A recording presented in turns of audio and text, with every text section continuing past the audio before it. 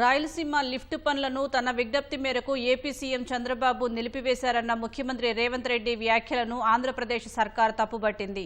తన విన్నపం మేరకు తనపై గౌరవంతో చంద్రబాబు రాయలసీమ లిఫ్ట్ నిలిపివేశారని రేవంత్ చేసిన వ్యాఖ్యలు అసంబద్ధమని తెలిపింది. జగన్ హయాంలో ఎటువంటి అనుమతులు లేకుండా నాటి ప్రభుత్వం రాయలసీమ లిఫ్ట్ ప్రాజెక్టును చేపట్టిందని వెల్లడించింది. సీమకు రోజుకు 3 టీఎంసీల నీరంటూ భారీ ప్రకటనలతో అనుమతులు లేకుండా జగన్ పనులు చేపట్టారని, నాటి సీఎం జగన్ ప్రచారంతో రాయలసీమ లిఫ్ట్పై తెలంగాణ ప్రభుత్వం కోర్టులో కేసులు వేసిన విషయాన్ని గుర్తు చేసింది. కేంద్ర ప్రభుత్వంతో పాటు ఎన్జీటీ సహా పలు స్థాయిల్లో తెలంగాణ ప్రభుత్వం ఫిర్యాదు చేసిందని తెలిపింది. తెలంగాణ ప్రభుత్వ ఫిర్యాదులతో విచారించి అనుమతులు లేని కారణంగా పనులు నిలిపివేయాలని 2020లోనే ఎన్జీటీ కేంద్ర ప్రభుత్వం ఆదేశాలు ఇచ్చాయని స్పష్టం చేసింది.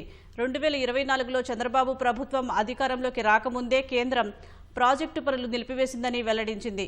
చంద్రబాబు కేంద్రంగా తెలంగాణ రాజకీయాలు నడుపుతూ ఆ రాష్ట్రంలోని అధికార విపక్షాలు లబ్ధి పొందే ప్రయత్నం చేస్తున్నాయని విమర్శించింది. ఏపీ నీటి హక్కులు, రాయలసీమ సాగునీటి ప్రయోజనాల విషయంలో ఏమాత్రం రాజీ ఉండదని కూటమి ప్రభుత్వం తేల్చి చెప్పింది.